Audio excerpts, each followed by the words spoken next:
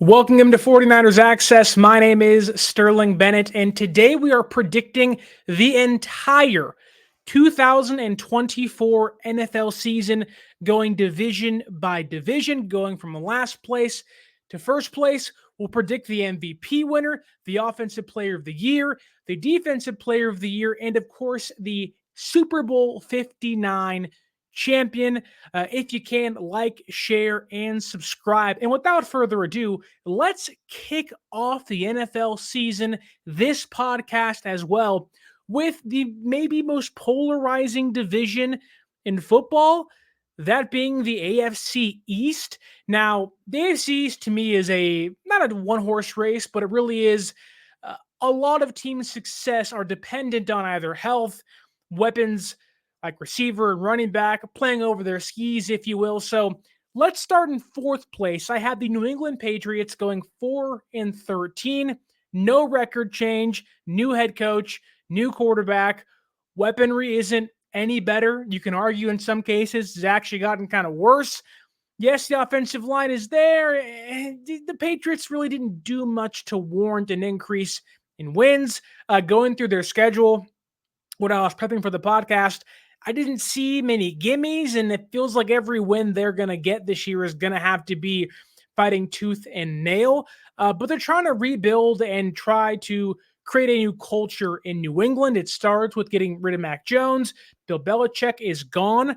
You hope in the next few years things get rolling, but ultimately they're a team that doesn't want to part ways with draft picks. We saw in the Brandon Aiyuk trade situation, there was no first-round draft picks going back to San Francisco in the trade offer they have on the table. They want to keep their picks. They're going to be in a really good spot to have another high draft pick, hopefully to get Drake May some weapons, maybe some star defensive players, and give Gerard Mayo ultimately what this team needs to eventually succeed. But this year, I got them going 4-13. The roster's not very good. You can argue in most places it's the worst roster in football, but everyone likes Gerard Mayo. People like Drake May. I want them to succeed or at least be better than they were last year, but ultimately, I cannot raise their win total at all.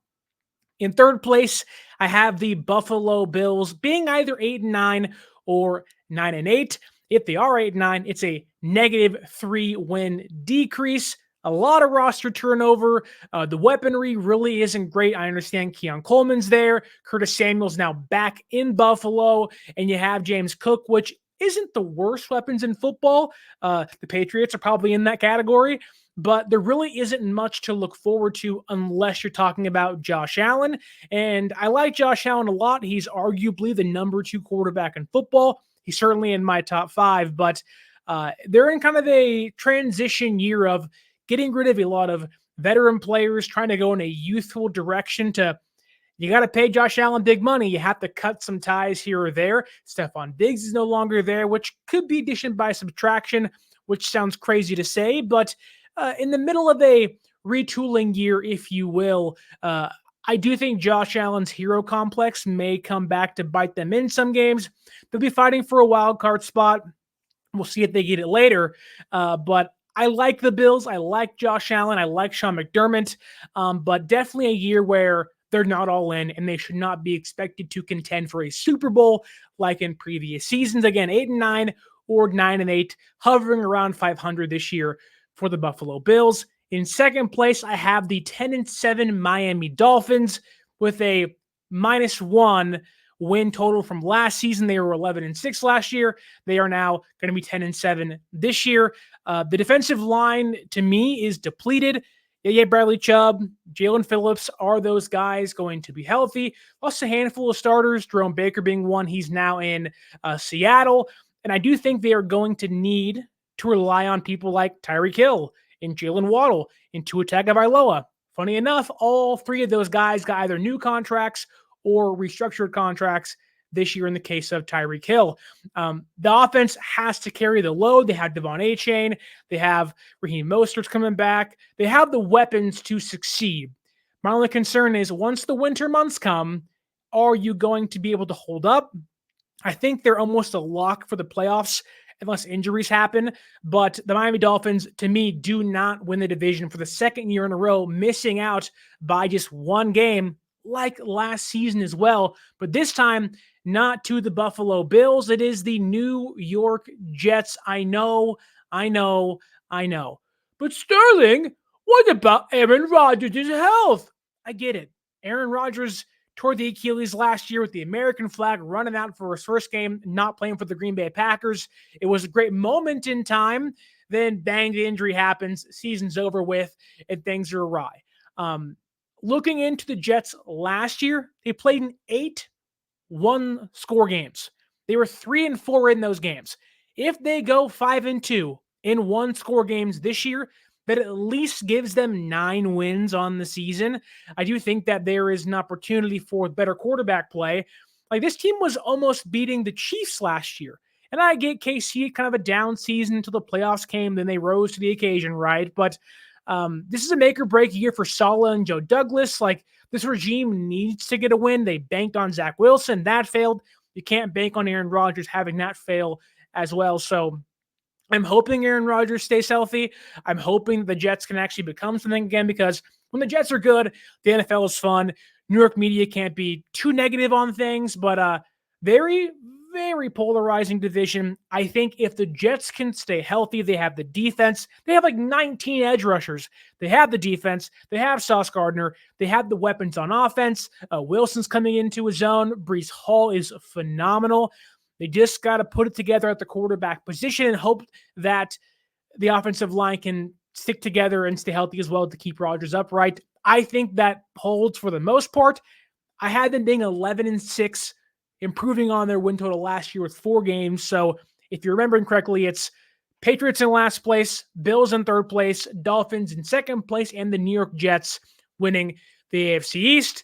The NFC East, though, in last place, we have the Washington Commanders. They are 6-11 to me this year, a 2-win improvement on last year. New GM, new head coach, new quarterback, an entirely new regime in Washington, hoping to get rid of and erase the nasty, dirty stain that was Dan Snyder. Adam Peters ties to San Francisco. He's there. I think everybody's rooting for the Washington Commanders to actually be competitive in the next few years. They want the NFL, or they want the Commanders to be able to, again, erase this thing that is Dan Snyder. They have a tough schedule. Diving into their schedule this season, they are playing 10 potential playoff opponents.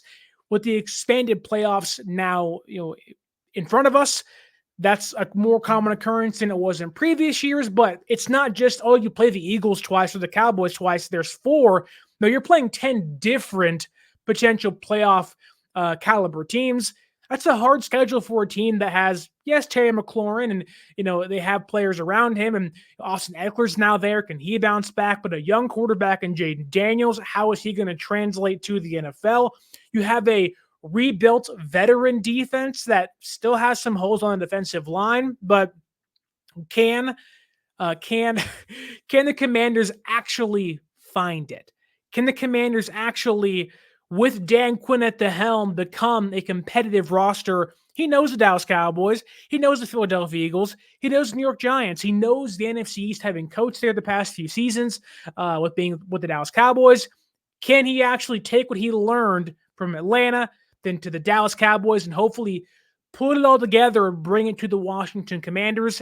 In my opinion, I'm not too sure, but he's a veteran head coach. He knows the NFL. If anything, that defense, to me, being a veteran, now-filled defense, should be a lot better.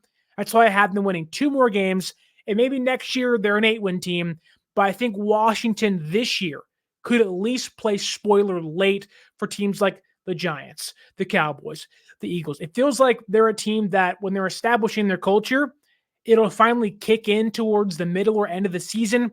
They'll beat a good team, and we'll all say, how'd you let that happen for XYZ team? With the Commanders feeling pretty good in how their season ended, but it's another last place finish for the Washington Commanders. In third place, I had the 7-10 New York Giants. I get it. You lose Saquon Barkley to the Philadelphia Eagles. Daniel Jones is back. Who is he? Is he going to be Danny Dimes? Is he going to be Danny Crimes? Because he's stealing all that money out there in New York City. Yes, it's a make or break deal for Daniel Jones. They didn't try to get a quarterback in this year's draft, like let's say a Jay Daniels or go to number one, or like it wasn't like they were trying to trade all their first round draft picks. They know, in my opinion, that Brian Dable is a good head coach, made the smart move, got Malik Neighbors now, got them a true number one receiver of the future. And I think that the defense is going to be the lifeblood of that team, similar to how the Commanders are, albeit they have a quarterback of the future. I think that the Giants this year are going to have to rely on guys like Kayvon Thibodeau. If guys like that do not come to play every single Sunday, which last year the media was questioning, where's your motor? Where's the effort? I'm hoping this year is different for the New York Giants.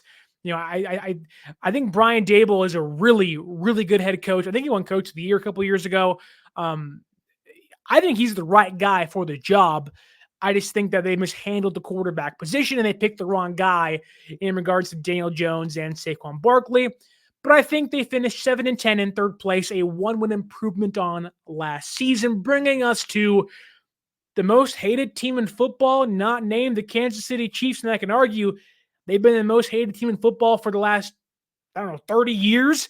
That is the Dallas Cowboys. I have the Dallas Cowboys finishing in second place this season, an 11-6 record, which is one loss more than their total last year. This is a massive year for the Dallas Cowboys, not because they're going to stink in 1 year's time, but you just paid CeeDee Lamb. You're going to have to pay or choose to either pay Micah Parsons or Dak Prescott. They can afford both, but are you really going to give Dak Prescott record-breaking money? Jerry Jones seems to want to get close to that number, but that's the team aspect. Dak Prescott and Micah Parsons both want to have career years, get the bag, and both reset the edge rushing and quarterback markets. I think both those guys are playing for massive contracts. I think that brings the most out of both those players. I think Micah Parsons is going to be ready for a monster season. And for Dak Prescott, for him, it's not just, are you having another 4,000 passing yard, 30-plus touchdown season? It's, can you actually win come playoff time? I think we are going to see a more desperate Dak Prescott, a more ferocious Micah Parsons. And I think for a lot of people that watched the offseason and the draft that said the Dallas Cowboys did nothing, I think we're going to be shocked that they actually aren't just staying afloat, that they're actually pretty darn good again. Now, we all know the playoffs and the Dallas Cowboys don't go together right now, but regular season-wise, 11-6, going to have a good year. I don't love the running game. I think it's going to be a Dak Prescott-heavy offense, CeeDee Lamb-heavy offense. I don't trust Zeke. There's nothing there that I like. Rico Dowdle's okay, change of pace guy, but ultimately he's not going to be the RB1. In fact, I don't really think they have an RB1. But I do think when they're healthy, the defense can be really, really good. I know Deron Bland got hurt once Trevon Diggs comes back. You get Bland back. Caitlin Carson's now in the mix. This cornerback room, if healthy, when healthy, I think can be really, really good, if not top 5 in football. So they're going to be good again, folks. I hate to hear it, but it's probably going to be the case. The Dallas Cowboys should be really good again this year. But again, playoffs are what matter most in Jerry world, which brings us to first place in the NFC East, that being the Philadelphia Eagles. I do think, though, between Dallas and Philadelphia, just like last year, the division comes down to the final game of the season. The Dallas Cowboys have their problem, some offensive line issues, but although Tyler Guyton's now there, some offensive line questions. Can the rookies play well? Dak, Micah Parsons, all those things. The Philadelphia Eagles also have some issues where it's not just, they have older vets in certain positions. It's no, you have issues at the very top of your organization. Can Nick Sirianni and Jalen Hurts get things back on track?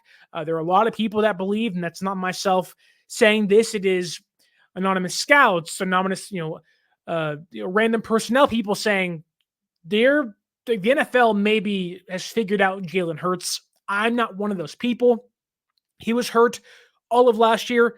No, it's not an excuse, but when a mobile quarterback can't use his legs, he looks really, really different. Jalen Hurts did not look like 2022 Jalen Hurts last year. If he's healthy, Going to be a really good quarterback. He'll be in the MVP conversation, or at least in there for a little bit during the year. The bigger questions are the offensive line. Jason Kelsey's now gone. You lost a couple depth pieces that actually mattered for them. You're moving guys over like Cam Jurgens to play center. How's that going to work? There are some legitimate questions in regards to what the Philadelphia Eagles want to do offensively with Hurts, Sirianni, and the offensive line. But you bring in Saquon Barkley.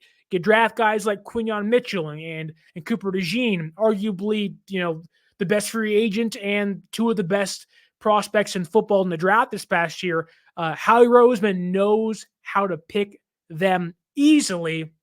Like, the Eagles are going to be good.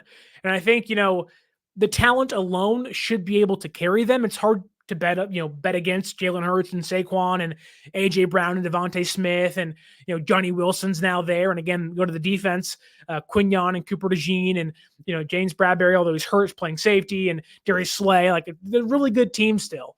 And that's not even including the front four with Jalen Carter and those guys. So really good team that should carry them almost the entirety of the year. Unless last season's catastrophic, just tailspin wasn't a fluke. And if that's the case, then Nick Sirianni's probably going to be on the hot seat. But I do think they have a point to prove that, look, last year was a fluke. And I firmly believe Philadelphia is going to be back in the hunt for the number one seed in the entire NFC conference. But that brings us to the AFC South. If I'm being blunt, I think if you ask anybody, the AFC South, is one of the divisions in football that everyone kind of forgets. Like, when I think of the AFC South, I go, oh, the Texans are good. Oh, I forgot the Titans exist. Oh, and the Colts are there too. With that said, I have the Tennessee Titans being 6-11, no win-loss improvement this year. They're still in this rebuilding, reformative stage of the roster. They signed a ton of people, ton of free agent vets that are going to raise the floor of the roster as a whole. But you have a new head coach now there. Rand Carthon is still kind of compiling pieces, trying to put the right pieces in the puzzle together, trying to find, is Will Levis the quarterback? You lose Derrick Henry, you bring in Tony Pollard, you have Tajay Spears, you go get Calvin Ridley. Like, there are some pieces to like there. I'm just not sure if, I'm not totally sold on Will Levis just yet. I'm hoping this year we get a more clear answer on him. And again, the floor certainly raises. They'll be in a lot of tough games this year. I think last year, one of their issues was they didn't have depth and they didn't have the talent to be able to last 17 games. Whereas this year, although I don't have them winning more than 6 games, I do think that they can beat the Colts twice. They'll give Jacksonville fits. And I think they could give the Texans fits as well. Like, they're going to be a bad team record-wise, but it's one of those teams where you're never going to walk into a game saying, oh, that's a gimme. And that's kind of a nice stage to be in during a rebuild of, okay, like, we're going in the right direction with this thing. And hopefully this year they get answers at quarterback they didn't have last season. In third place, I have the Indianapolis Colts, kind of like Tennessee, no win or loss change. My biggest question mark, and I think this is going to be one of the easier things to answer, but it's a big question mark, is can Anthony Richardson stay healthy? I am someone that loved AR-15 coming out of college. He was great at Florida. He has arguably the greatest testing numbers of all time. I compared him to Dante Culpepper, the Minnesota Vikings, a long time ago. Their play style is different, but the way they test, it was off the charts together. AR has a great arm. If he can just stay healthy, he'll be, he'll be a dark horse, comeback player of the year candidate for sure. But, he has the ability to rise up those quarterback rankings really, really fast. And I'm not just talking about fantasy. Like, if he's healthy all year, they can push for the division easily, in my opinion. They have Michael Pittman there. Jonathan Taylor's back in form. It seems like the defense is a little shaky here or there, but they have some younger pieces that need to kind of hit the year 3 jump. Cootie Pay's one of them. Hopefully this year they can be healthy together for the entire season, because they're a good team. And last year they won 9 games with, Gardner Minshew playing quarterback. That shows you Shane Steichen is a really good offensive play caller. They gave teams like Cleveland fits, who had a great defense last year. I really think that this team's one big drawback, yes, is AR-15's health, but can the secondary actually stop an opposing offense? That's the biggest question for me on the team outside of the health of a quarterback position, because Shane Steichen can give this team the punch they need to go to the playoffs and hopefully give teams like Jacksonville and the Texans some fits. I think there's a really good chance the Colts split with Jacksonville and maybe even the Houston Texans this year. I really believe if Richardson's healthy, they're going to be really good. But again, whenever a young quarterback's hurt, you never know how they're going to react. Hopefully he's healthy. And then the people in front of them, the team in front of them, to me, will be the Jacksonville Jaguars. I had them winning 10 games this year, one more than last season. I don't love the offense. I know they have Travis Etienne and Trevor Lawrence got a brand new contract. They watched Calvin Ridley leave. They brought in Gabe Davis. I'm not a big fan of his, although he's fine, just really inconsistent. I know Brian Thomas is there now, first-round pick out of LSU. He's good, or at least he projects to be good. And if you compare him with Christian Kirk and Trevor Lawrence in the offense, things can happen, but that's yet to be proven. I want to see a more consistent Trevor Lawrence this year. It wasn't all his fault last year. He gets unfairly ridiculed for what happened last season. But like 2 years ago, we were talking about the Jaguars giving Kansas City fits in playoff games. I would like to believe we see a return to form, somewhat of a return to form with Doug Peterson and Trevor Lawrence. I do think that the defensive line, Trevon Walker, needs to actually remind people that, hey, I was the first overall pick a handful of years ago. Sometimes he's forgotten when you look at Aiden Hutchinson. You're like, wow, what a star player. And Trevon Walker, it's like, oh, I forgot you got drafted. I forgot who you were, because Aiden Hutchinson's been so good for the Detroit Lions. So not a make or break year for anybody, but certainly a year that if it's a bad one again, the heat gets turned up really hot on a Doug Peterson head coaching spot, and things like Trevon Walker's fifth-year option doesn't get picked up, right? So it's a big year. I think they do play up to their potential, albeit I wouldn't consider them anywhere near a Super Bowl contender, at least right now. But second place, vying for a wild card in your own division is not too bad, knowing who's in front of you, which is probably the most exciting young team in football. That is the Houston Texans. I don't know a single person that doesn't like DeMeco Ryans, doesn't like CJ Stroud, isn't a fan of Bobby Slowick's offense. Like, they're a really good team. Will Anderson last year, they brought in Daniel Hunter, paid for Danico Autry and Joe Mixon, which no one likes Joe Mixon. But besides that point, went and got Stephon Diggs. Like, they have Tank Dell and Nico Collins. Like, there's a really good team that is building around a quarterback that ascended at the snap of a finger. It was just incredible to watch last season. There is room for regression, certainly, but I think you're looking at one of the best head coaching, offensive coordinator, and quarterback combos in football, only in year number 2. You know every single week, DeMeco Ryans is going to have those boys ready to play out there on defense. And he added more pieces to help him on offense, where some teams might say, oh, we got Joe Mixon, that's enough. They said no.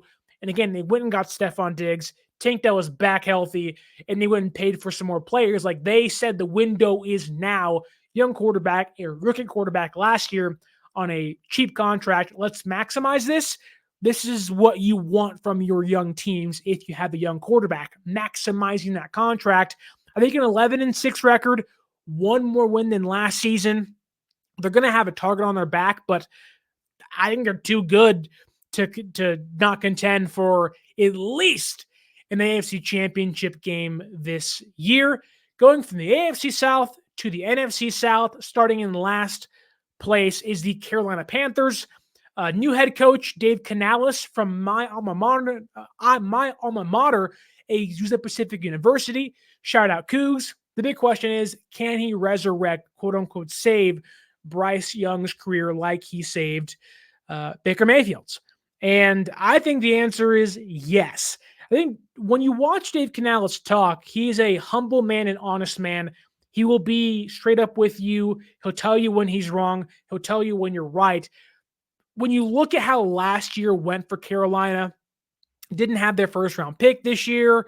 It was kind of a travesty of you're this bad and you're banking on Bryce Young, being able to lift a bad roster. It wasn't the case. I think Dave Canales is a great head coach to have to be able to kind of not band-aid, but ultimately aid Bryce Young's career and not have it fall apart this early. They spent a ton of money on the offensive line, added a ton of defensive players. They took what was probably the worst roster in football and made it competent. I think getting Adam Thielen back, but also going and getting Deontay Johnson from the Pittsburgh Steelers was big. You now give Bryce Young 2 veteran receivers, both of them with sure hands. Deontay Johnson's effort has been lackluster at times, but he's now the number 1 receiver on the roster. I think he'll like that. And I also think that while I only had them winning 4 games, when you only won 2 last year, it's not that bad. I think we do see them in games against the Saints, against the Bears, against the Buccaneers. They're not going to win those games most likely, but there is room to say that a team like the Commanders, new head coach, new quarterback, new GM, at the end of the year they could play spoiler. There is room to believe Carolina could also do that, but again, 4-13.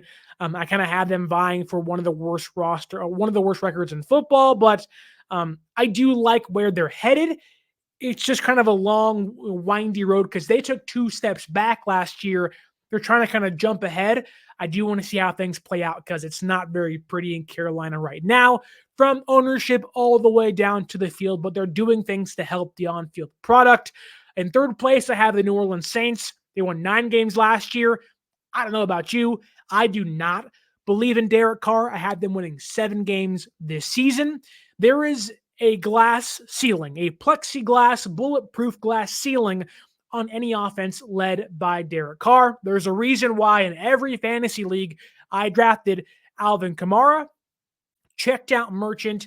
Derek Carr was going to feed him till his legs fall off.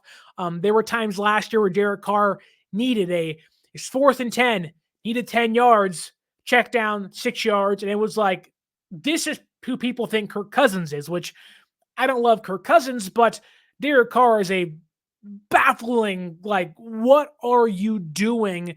Couple of plays every single game kind of quarterback. I think the defense will always be good. Dennis Allen's there. Demario Davis is still there. Cam Jordan's there. Trying to improve the offensive line through the draft this year, which maybe it works, maybe it doesn't. I hope it does. They're just kind of a team in no man's land. They got a lot of money on the books still. They keep kicking that can down the road, which works if you're contending, but I don't think this team is anywhere close to contending. I do think if they're 7-10, we are talking about Dennis Allen being on the hot seat, this team needing a brand new start, which could come in the form of Spencer Rattler seeing playing time later in the year. If Derek Carr goes down, while you want nobody to get hurt, I think if you're a Saints fan, you're begging this team to actually play Spencer Rattler. He showed you some stuff in the preseason. He's not who he once was in college, but that's fine. Sometimes you'd rather go with the young player that's 23, 24, can at least give you something else to watch every single week instead of check down Merchant Derek Carr. They're in third place. They're not making the playoffs. I'm sorry. Second place in the NFC South is the Tampa Bay Buccaneers. I had them being 9-8. One of my bigger questions, and I love Baker Mayfield, is he a one-hit wonder, or will improvement to the backfield and the offensive line propel him up the quarterback rankings and maybe push this team to where last year they beat the Philadelphia Eagles in the playoffs. They had the Lions on the ropes for a little bit of that game in Detroit. There is a way. Like, I'm not going to lie to you and say there isn't a world where the Buccaneers repeat as NFC South champions. There certainly is. They're a good team. Mike Evans, Chris Godwin, Bucky Irvin, Rashad White. There's a lot of pieces to like on the Buccaneers. I think Todd Bowles will have the defense ready to go, but Shaq Barrett's not there anymore. A lot of young, unproven talent on the defense. Can Todd Bowles will them to be a Buccaneers defense that we've come to know in previous seasons? I'm not sure. I really don't know what to think of Tampa Bay. I have them being 9-8. No more wins, no more losses than last season. And I do find myself buying into the hype of the Atlanta Falcons. I don't know about you. I don't love Kirk Cousins as a quarterback, but if Kirk Cousins can stay healthy in a division that has the Saints and the Panthers and the Buccaneers, there's a real chance. What is that? They're 5-1 against those teams this year. Now, look, Kirk Cousins has the Achilles injury. Can he stay healthy? Massive question.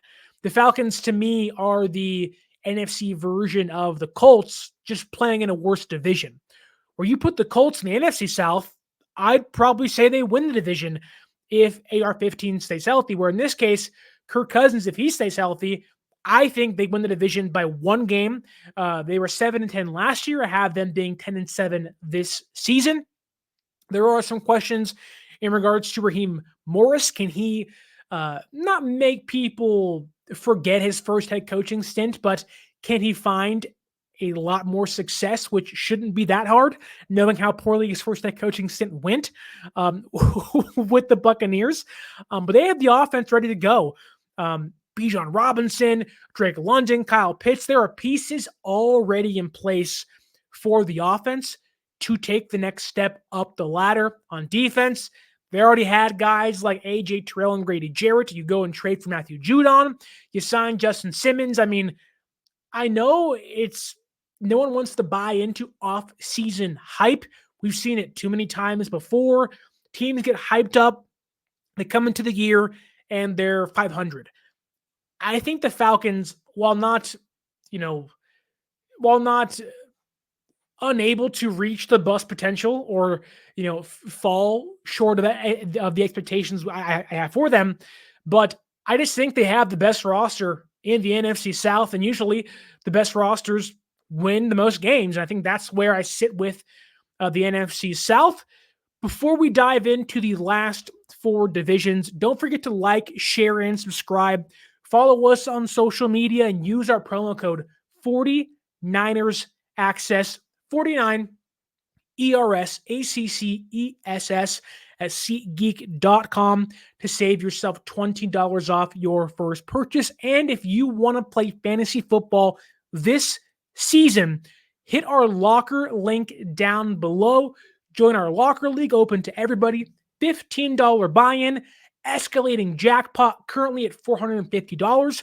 Once we hit 30 plus people, it goes up and up and up, and you never know where it could end. So join our link down below to our fantasy football league, and let's have some fun this season. Okay, 4 more divisions left. AFC North is going to kick things off. And I have, for the first time under Mike Tomlin, the Pittsburgh Steelers losing a season. Their first losing season under Mike Tomlin. I had them going 7-10 with a 3-win record differential. 3-loss, They were 10-7 last year, going to be 7-10 this year. I love Mike Tomlin. He is a phenomenal head coach. He is arguably the most stabilized, if that's the way to describe him. Like, he is the epitome of stability. When you never have a losing season, that's because of people like Mike Tomlin. But I think this year the luck runs out. I do not trust Russell Wilson to cook. I know they want to call him Mr. Unlimited. I'm going to call him Mr. Limited. He's just not been very good. Steeler fans want to see Justin Fields play. I've seen Justin Fields play. There's potential there, but there's still a lot of mistakes you don't love. Is he just needs playing time? Maybe. I just don't feel like the Pittsburgh Steelers are in a position to give a young quarterback playing time when they probably want to contend for a playoff spot. That's the expectation there. And I feel like Russell Wilson's going to play the majority of the season. I think ultimately Russ cooks too much and things catch on fire and things fall apart. But I just don't see a path to this year being a success for the Pittsburgh Steelers. Arthur Smith now being the OC, yes, much better than Matt Canada. Can he revitalize the offense? I do like Najee Harris and Jalen Warren and Cordero Patterson. George Pickens is still there. Pat Freiermuth is there. There's plenty of weapons. There's a young offensive line in place in Pittsburgh, but those guys have to perform, and a lot of those guys are reliant on the quarterback to actually throw them or give them the football. And if I don't trust the quarterback, I can't really trust the ancillary pieces around them. I do think Arthur Smith is a better offensive coordinator than he was a head coach. So that's an improvement there. I think the offense will look better. I just think teams like the Browns are going to be better this year at quarterback with no Joe Flacco and Deshaun Watson being kind of roller coaster. I do think they're more consistent on the offensive side of things. But the Pittsburgh Steelers, even despite, say, their issues, as my dog shakes his head, they are going to be one of the best defenses in football, albeit one of the most expensive ones in the league as well. They're going to be in a ton of games this year. That's how the Pittsburgh Steelers play football. I just think for the first time under Mike Tomlin, they're going to lose more than they've actually won, which stinks, but that's like they have probably the third, fourth worst roster in the division, which brings me to third place. That being the Cleveland Browns. I had them going 9-8, and they're going to add 2 losses to their record this year. I think it's a make or break year for Deshaun Watson. There is no Joe Flacco to save the day. It's players like Jameis Winston and Thompson Robinson behind him. Deshaun Watson has not looked like the quarterback he was in Houston. Some of you may say, good, he deserves that. I think I'd be in that group. But just speaking on the field play, he looks like a shell of his former self. There was signs late last year he might be kind of coming into his own, but or coming back to the form he once was, or showing signs of that. But just not good. Turnover prone, making dumb mistakes. If the Browns can just get game manager Deshaun Watson, they're going to be vying for a playoff spot. But if they get, incompetent quarterback play with him, it's going to be a disaster because they don't have the fallback options to actually help them win. I do think getting Nick Chubb back eventually will help the offense. Losing him hurt them last year a lot. I think getting him back will help them a lot this year once he returns.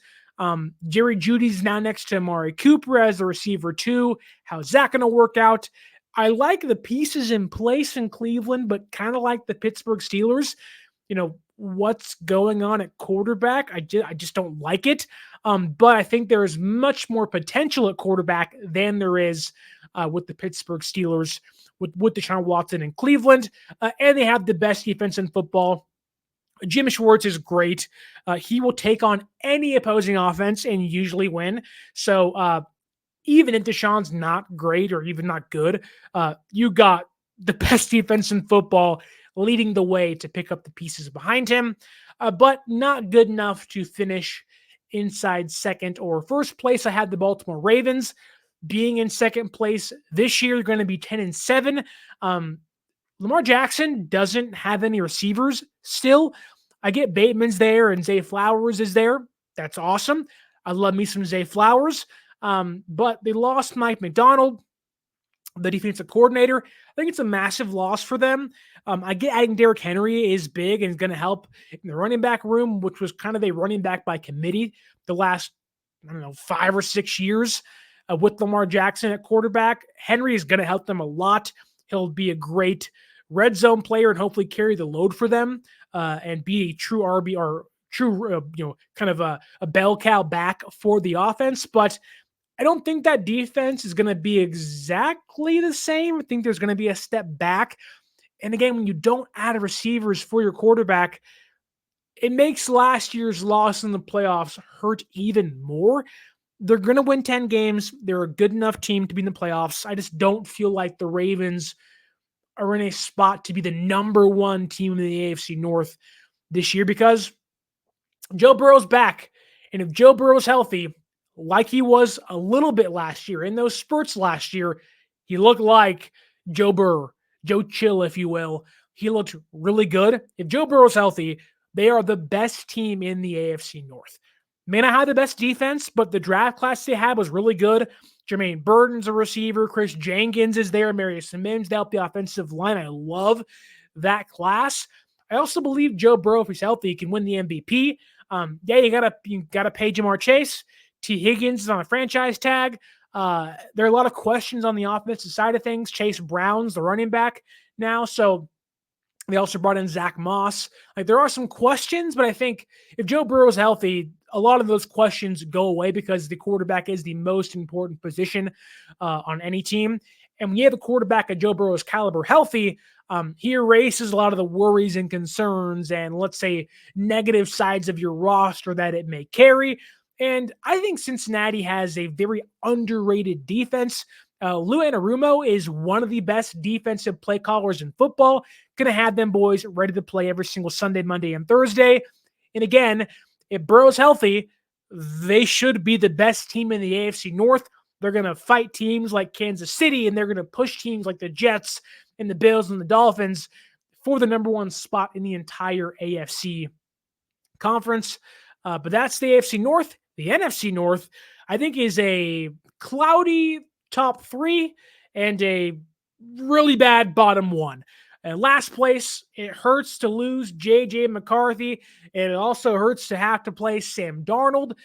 Having seen Sam Darnold up close and personal last year in training camp, I do think he gets overhated for his history as a quarterback with the Jets and the Panthers. I think the Vikings can give him more stability and a similar offense to Kyle Shanahan, but their defense is terrible. Justin Jefferson's there. He's great.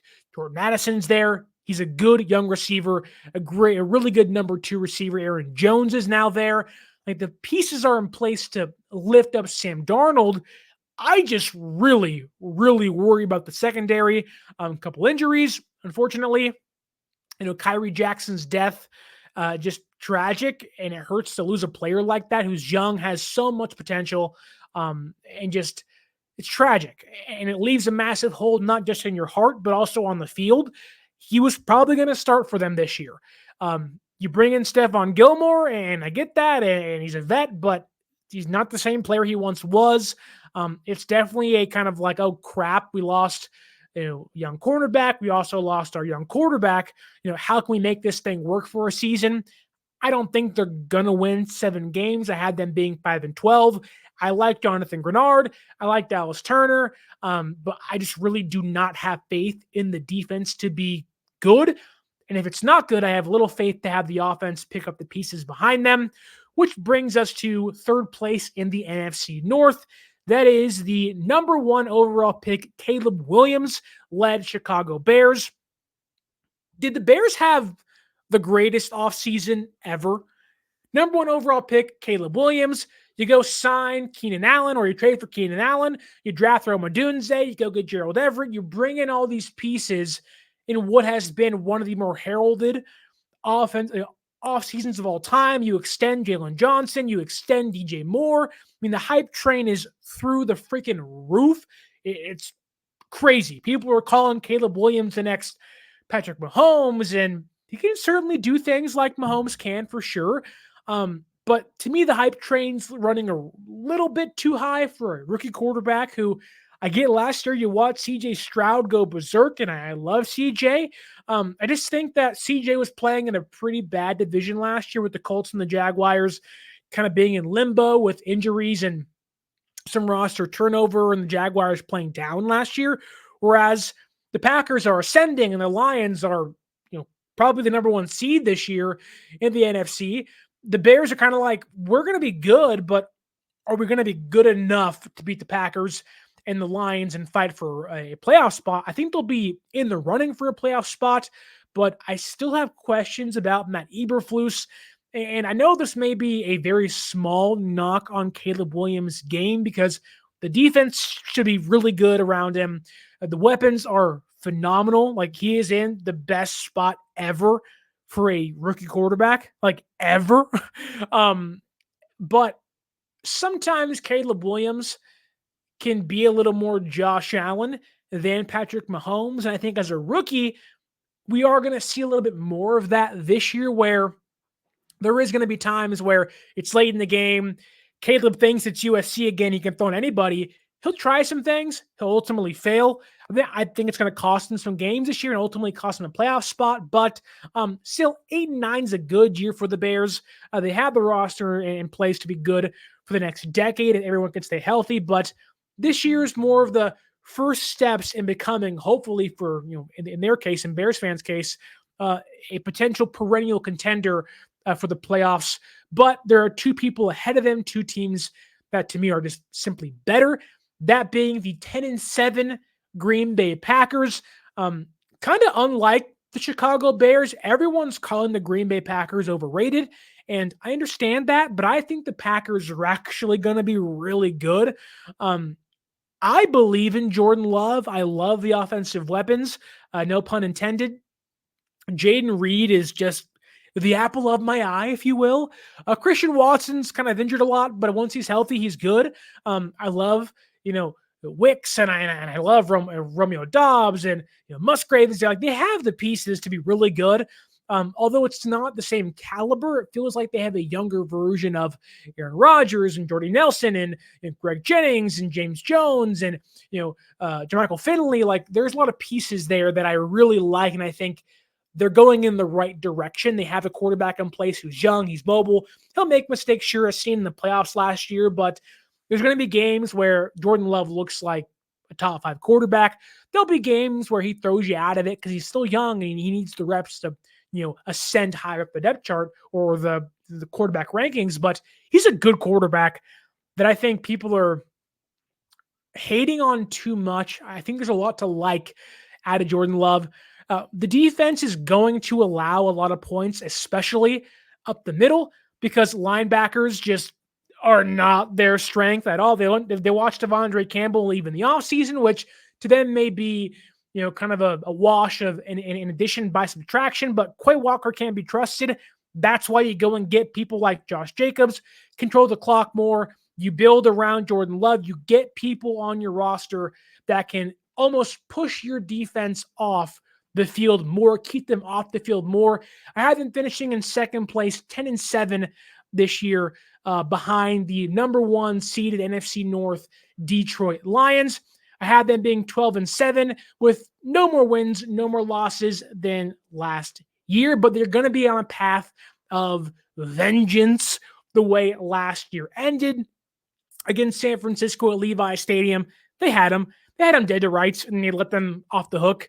But getting Ben Johnson back is going to be huge for Jared Goff. Going and acquiring DJ Reader and Carlton Davis are big improvements for already good defense. They have probably, now that Jason Kelce's retired, probably the best offensive line in football. And Dan Campbell's a heck of a head coach. He's a motivator. He takes chances. He's got balls of steel, and he lives and dies by 4th down conversions. I think the Detroit Lions, to me, are ascending at the right time with the right pieces in place. I'm not sure if they'll win the Super Bowl, but I think they have everything you need to be the number 1 seed team in the entire NFC. They want it. They need it. That crowd is going to be loud and obnoxious. And I tell you what, Jahmyr Gibbs, David Montgomery, you get Jameson back in the fray as a receiver. Amon-Ra St. Brown is there. This team is not going anywhere this year. And teams like the Eagles and the Niners should, have their eyes kind of pointed behind them oh, here come the Detroit Lions. But that brings us to the AFC West. 2 more divisions than the award predictions and the Super Bowl 59 champions. The AFC West is kind of the big toss-up in regards to 2nd through 4th place. I love myself some Jim Harbaugh. I like Sean Payton. I think the Los Angeles Chargers finish in 4th place at 7-9, but they win 2 more games than last season. The roster is just a mess. Overpaying for vets, not trading vets away. I think there is going to be a time and place where they're trying to trade Khalil Mack. They were almost going to trade Joey Bosa this offseason. Mike Williams is gone. Keenan Allen's gone. They're moving in this direction of let's let Jim Harbaugh have his way with the roster, which is great. But in the first year, maybe first 2 years, it's not a fun team to watch. I think Harbaugh is a motivator. I think having him and Antonio Pierce in the exact same division is really fun to see, and it'll make Charger and Raider games worth watching for what the first time since like 2002, 2004 maybe, when it was like Rich Gannon and Jerry Rice and Tim Brown and LT and Lorenzo Neal and Drew Brees and a young Phillip Rivers. Like, it's been a long time since it's been worthy of watching Charger Raider games. That should come back this year. But getting a healthy Justin Herbert back with Slater and Joe Alt being able to kind of protect his not blind side and his blind side is going to be massive for them. But the offense and defense need a makeover. It's kind of in that spot right now. But there always is the Harbaugh effect where he somehow gets the best out of every single player on the roster, where they may say projection 7-9, but it's Harbaugh. I wouldn't be shocked if that's, 9-8, or 8-9, or 7-10, or whatever it will be. I see here I have them 7-9. What I meant was 7-10. But anyways, who cares?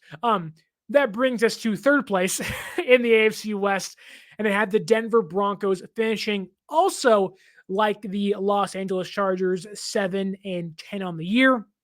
I get it. Russ is gone. He was a catastrophe in Denver. It wasn't working. Sean Payton came in and said, "Get out of my house." They have Bo Nix now. I think Bo Nix should be able to start off the year running and hit the ground running in Sean Payton's offense. I think we will see a much more competent Denver Broncos team this year, but the defense, although has its strengths, Patrick Surtain's still there. You lose Justin Simmons, and you really don't have the pieces on the defensive line to really get after the quarterback. Don't love that. But this really does feel like a regime's, first year, where it's actually not, but it feels like the first year of a rebuild. So I think they'll be competent. They'll be competitive, but I don't think they'll be good enough to be second or first place, obviously, in their own division. I don't think they're going to push for a playoff spot. I think they'll be more fun to watch this year. It's not going to be, 3-0 or 10-6 games where you're like, can this game be over with? I'm trying to watch the afternoon slate. I think it'll be much more, the offense will feel more fluid, feel like they're moving like a machine compared to last year where it was like, okay, we're trudging along, we're stuck in the mud, we're missing a gear here. I think letting Russ go, bringing in Bo Nix might be able to help speed things up for the rebuild / retool they're currently in. Second place, though, I have the Las Vegas Raiders. I have them going 9-8 this year, one win better than last season. Again, Antonio Pierce and Jim Harbaugh in the exact same division is going to be awesome to watch. They can pull their teams out of the cellar. They're both good men. They're both great leaders. It's going to be just fists flying because they want to play smash mouth football, and they're going to be cheering, smoking cigars in refs' faces. It's going to be awesome to see. I think not having Jimmy Garoppolo as quarterback for a handful of games this year, with no Josh McDaniels calling plays, is going to be massive for their beginning to the year. I think having Gardner Minshew as a starter is smart, with Aiden O'Connell as the year two kind of fallback option makes sense. They're going to be a team that stays afloat for a long time during the year. They'll win games that they're not supposed to. They'll lose games they should have won. That's just the case, but they're going to be good enough. They're going to be, Antonio Pierce, like Harbaugh, can get the best out of anybody on that roster, at least if last year is to be true. But they have questions, though. No Josh Jacobs. He's now gone. Is Zamir White going to be your RB1? I'm not too sure. Is Devontae Adams going to want to be a Raider all year long if things start off pretty slow, which I don't expect to happen, but then there's Brock Bowers. You have a slot receiver / tight end, Jason Kelce-ish, Travis Kelce-ish, Travis Kelce light tight end. He's a phenomenal receiver. He likes to block.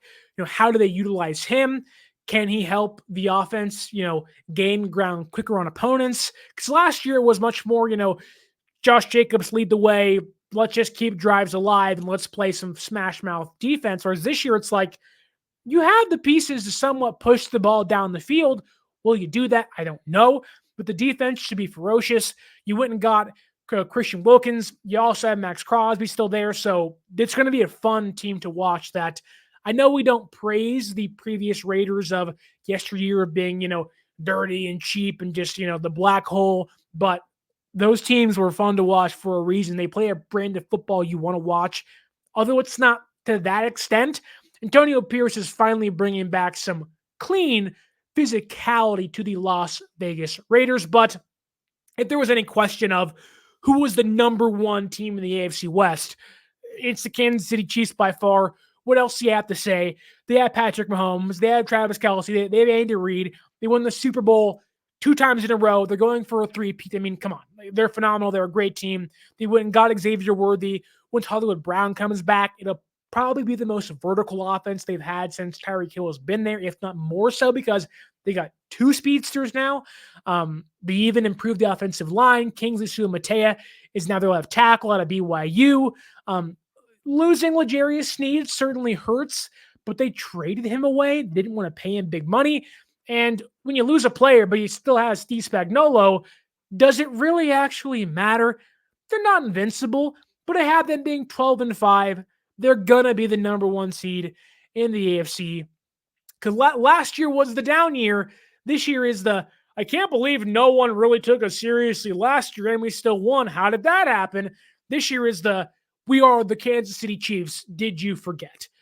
That finally brings us to our last division of the 2024 seasonal predictions, the NFC West.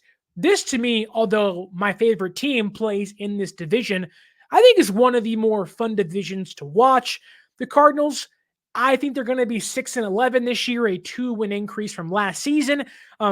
People clown Kyler Murray because of the Call of Duty stuff and the Mighty Mouse, kind of physique he has, but he's a good quarterback when he's healthy. I think now they have Marvin Harrison Jr. in the mix. James Conner's still there. Trey McBride has kind of become a top 5 tight end in football. I think the Arizona Cardinals are on the come up.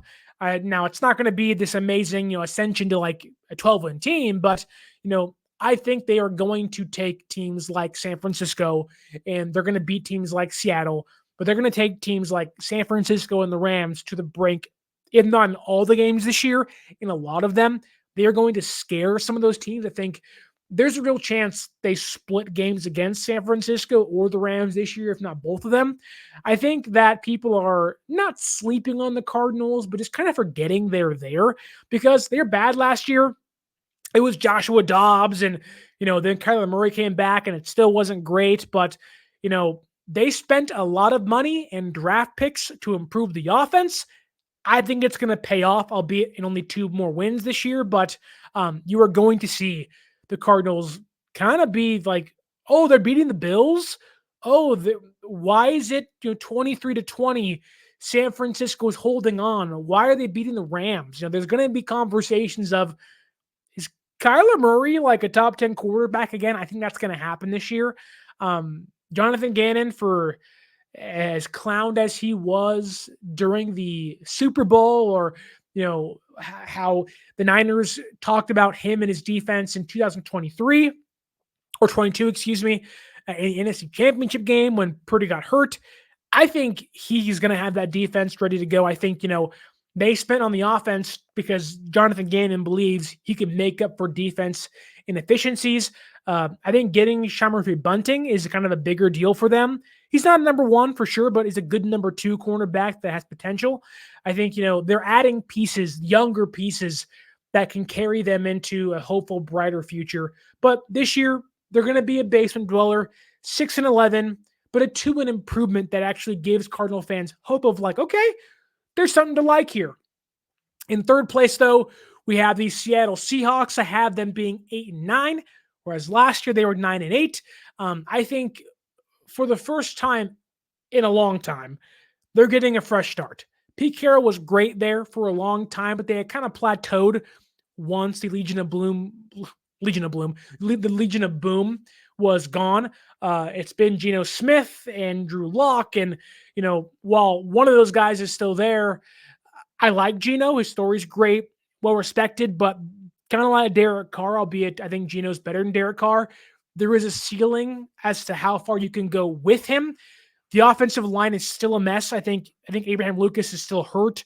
It's not great for a team that is going to have to play a young Rams defense, an improved Cardinals defense, and hope to stay alive against a Niners defense that got Malik Collins and Leonard Floyd and Gross Matos and has Bosa still. Like, it's just not going to be a good day for Geno Smith. I do like their receiver room, DK Metcalf and Lockett and JSN. I really think JSN can take a big step this year, where in a couple of years' time or even next year, they're okay letting Lockett walk or have him take a smaller role or just not pay DK. I think that there are things to like. Mike McDonald's now the head coach. He is known to be kind of a Shanahan offense stifler, if you will. He was great last year against a Shanahan style offense. I really think that, they're not going to be bad.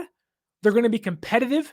They're going to be good on some days. There's going to be some days where the bumps and bruises along the way are a lot bigger than they were last year, but I don't think they're going to get crushed by any means.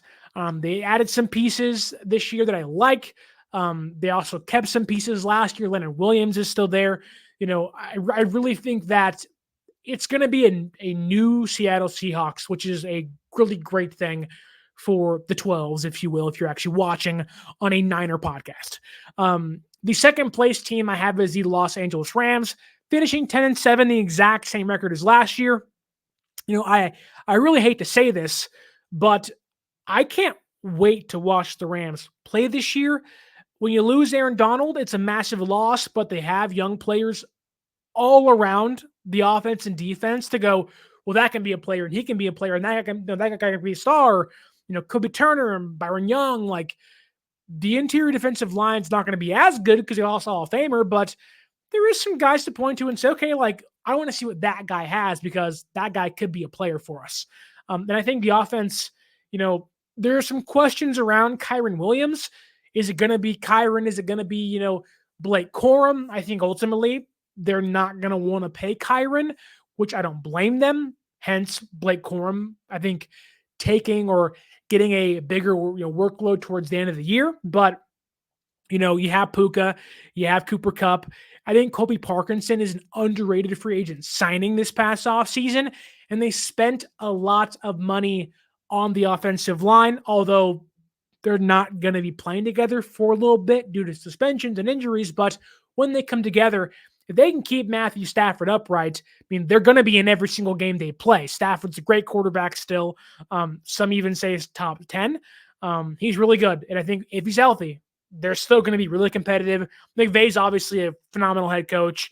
And even then, you lose Aaron Donald, which isn't great for them, but they're going to take some chances on players like Tre'Davious White, and Darius Williams is back in LA. Like, if those guys hit and those guys play up to par and up to their career standard, the Rams are going to push the Niners for the division title. Like, I think I wouldn't go as far as to say they're going to win it, but they're going to be a competitive team where if they get into the playoffs, they can beat a team like San Francisco. They can knock off the Eagles. They'll take the Lions to the brink like last season.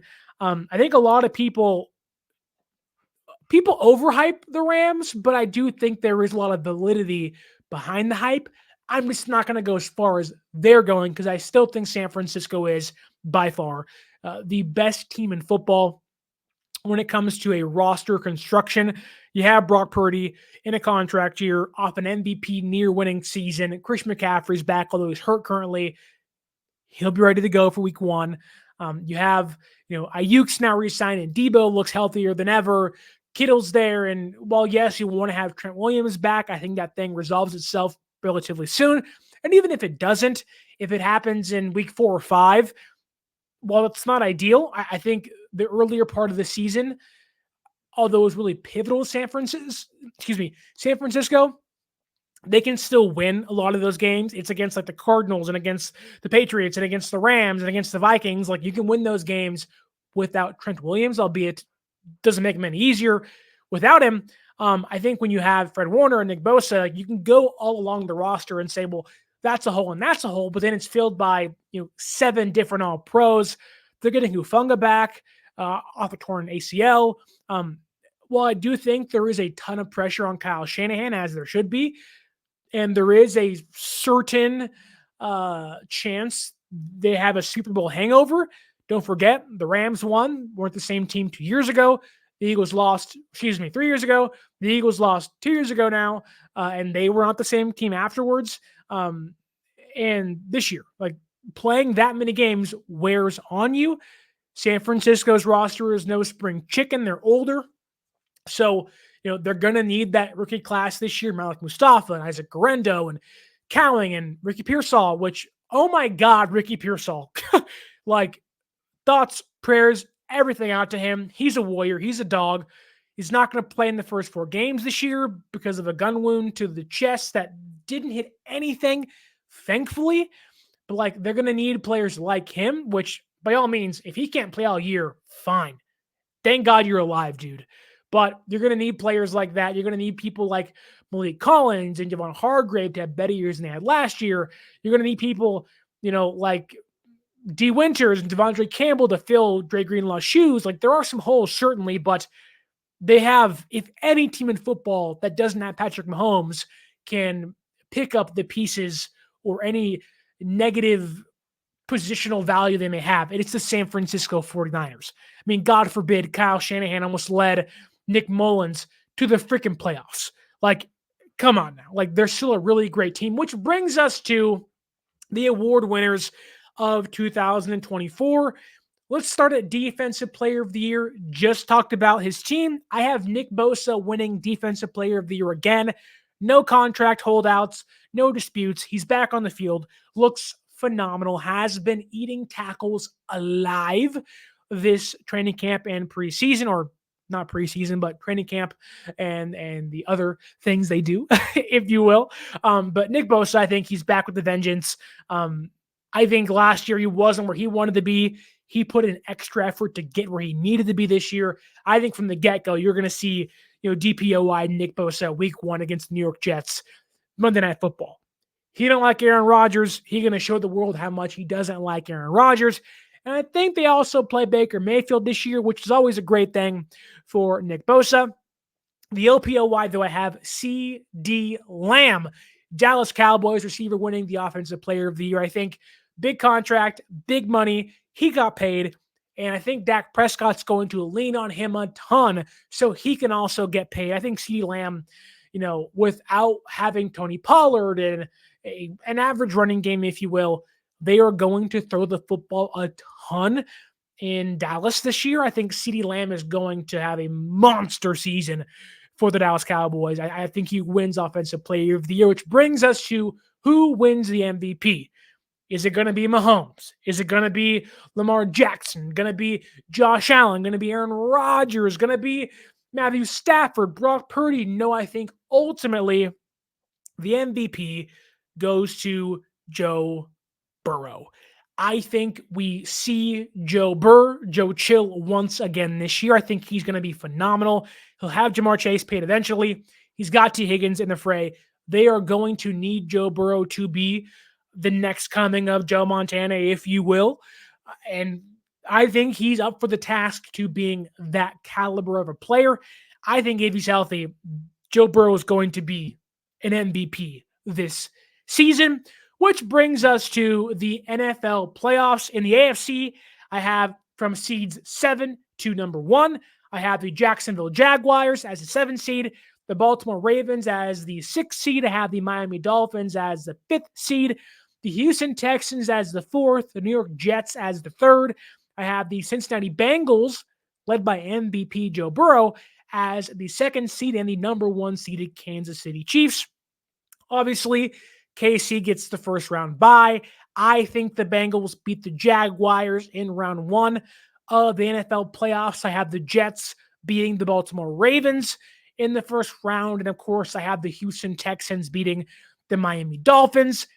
Keep going along the lines here. I have the Cincinnati Bengals beating the New York Jets in the divisional round. And I have the Houston Texans upsetting the number 1 seeded Kansas City Chiefs, which means We have a Bengals and Houston Texans AFC Championship game. We'll leave that there for a second. Let's get to the NFC from seeds 7 to number 1. I have the Los Angeles Rams as a 7th seed. I have the Green Bay Packers as the 6th seed. I have the Dallas Cowboys as the 5th seed. And seeds 4 through 1 are the Atlanta Falcons, the Philadelphia Eagles, the San Francisco 49ers, and by a smidge, the number 1 seeded Detroit Lions with the first round bye and home field advantage up until the Super Bowl. In round 1, I have the San Francisco 49ers beating the Los Angeles Rams. I have the Philadelphia Eagles losing to the Green Bay Packers, and I have the Atlanta Falcons beating out Dak Prescott, ultimately costing him a little bit of money. And then I have the Niners versus Packers, the Falcons versus Lions. I have the Falcons losing to the Detroit Lions. And no, it's not what you think. I actually have the San Francisco 49ers losing against the Green Bay Packers in the second round of the playoffs. I know. It's blasphemous. I understand. I don't want to say it either, and I'm hoping I'm wrong. If anything this year, let's win a Super Bowl, baby. But right now, I just do not know how long Trent's going to be out. It's been a weird offseason. Contract holdouts, a player being shot. Just things are funky right now, and I have to ultimately see how this year is going to play out. Is any of that stuff going to bother San Francisco? I hope not, but it's been a weird offseason so far. Hoping Brock Purdy and co. can make me wrong in my predictions, leading to the Detroit Lions hosting the Green Bay Packers, divisional opponents, Thanksgiving Day opponents last season. I'm not sure if they are this year, but NFC Championship game, Lions versus Packers in Detroit. AFC Championship game, Bengals and Texans in Cincinnati. And who do I have in Super Bowl 59? Drum roll in your own car or at your house. I have the Houston Texans beating the Cincinnati Bengals, and I have the Detroit Lions beating the Green Bay Packers. Texans, Lions, Super Bowl 59, and I have, just to stick it to Detroit, I have the Houston Texans, DeMeco Ryans getting his Super Bowl before Kyle Shanahan. The Houston Texans are your Super Bowl 59 champions, which talk about an ascension up the NFL ladder, upsetting Kansas City, beating the Bengals, and ultimately winning Super Bowl 59. Last year, I had Niners and Dolphins. That almost came true. Looked pretty good through the majority of the season. Let's see how this year plays out. And if you stuck around for the entire hour and 15 minutes, tell me what your predictions are for this year down below. If you want to do divisions, if you want to do MVP and award winners, if you want to do just Super Bowl champion, how do you think this year is going to play out? Tell me down below in the YouTube comments. If you don't subscribe to the YouTube channel, first off, what are you doing? Second off, hit me up on social media at 49ers_access is the X or Twitter. 49ers.access is the Instagram. You can tell me your predictions on those platforms as well. If you kindly could, like, share, subscribe, leave that review, give us 5 stars. I don't care what you put in the review itself. Just give us 5 stars. It helps the show. It's the easiest and free way to help the show grow.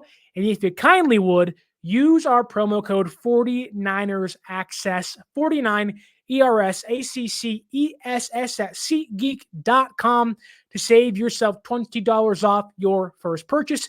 You give us a review, I give you an easy discount to help save you some money. How awesome is that? But not saving. What about winning money? If you want to win some money with the current jackpot around $450 that escalates when we get above 30 people, hit the link down below to our Locker Fantasy Football League. Anyone's allowed to join. It's a $15 buy-in. Once you buy in, you play all year long. It's super fun. And if you win some money, Isn't that even better? It's cheap, it's free, it's easy. I've had actual ESPN Fantasy Football League pay-ins a lot higher than that, 25, 50, 100, just $15. What is that? Maybe 2 cartons of eggs? Who needs eggs? Who needs protein when you can play fantasy football with moi? And if you are tired of looking at ESPN and Fox and all these different outlets and you just want news, your teams, your sports teams news, all in one place, hit that link down below. Go to sportspider.com, click your favorite team, everything of articles, podcasts, videos, whatever you desire, all in the same place, organized just for you by outlet and by relevancy, organized by your favorite team. Jets, Packers, Niners, it does not matter. Hit that link down below and visit sportspider.com. And without further ado, the NFL season is almost here. A couple days away, folks.